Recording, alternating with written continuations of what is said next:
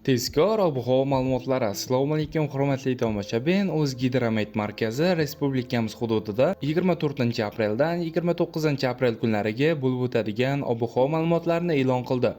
Bunga ko'ra respublikamizning barcha hududlarida havo o'zgaruvchan bo'ladi. Asosan yog'ingarchiliklar kutilmaydi. Shamol g'arbiy yo'nalishini o'zgartirib, sharqdan sekundiga 7-12 metr sekund tezlikda esadi. Haroratlar kechalari 24-25 aprel kunlari 11-16 daraja, 26-aprel kuni esa 12-17 darajani, 27 hamda 29-aprel kunlari esa 13-18 daraja atrofida bo'ladi.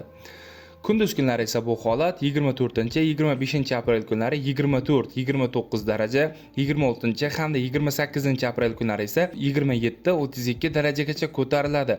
29-aprelga kelib havo haroratlari 25-30 daraja atrofida bo'ladi. Respublikamizning tog'oldi va tog'li hududlarida ham havo biroz bulutli bo'ladi. 24-aprel kuni vaqti bilan yomg'ir yog'ishi, 25 hamda 29-aprel kunlari esa yog'ingarchiliklarning kutilmasligi, shamol g'arbdan sekundiga 7-12 metr sekund tezlikda esadi. Haroratlar kechalari 1-6 darajadan 5-10 darajagacha o'zgaruvchan bo'lib turadi. Kunduz kunlari esa 24-26 aprel kunlari 15-20 daraja atrofida, 27 hamda 29-aprel kunlari esa 18-23 daraja iliq bo'ladi.